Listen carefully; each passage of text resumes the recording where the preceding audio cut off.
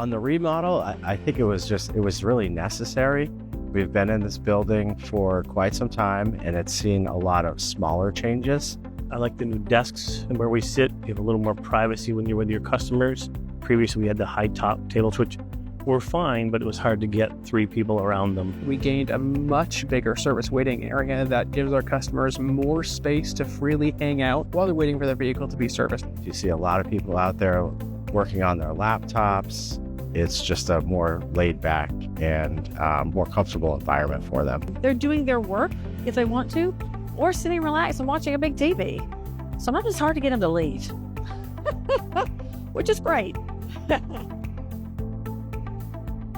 So day to day for me, the biggest thing is the management team's workspace. There's an overall better view of what's going on in the showroom so we can provide the best experience for our customers.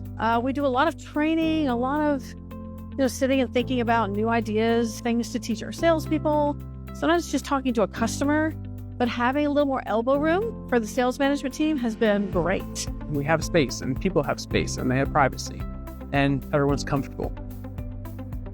I will say that during any renovation, you think to yourself, oh my, what is this going to be like? Challenges or inconveniences during a transition and renovation, you'd think there'd be a few or a lot.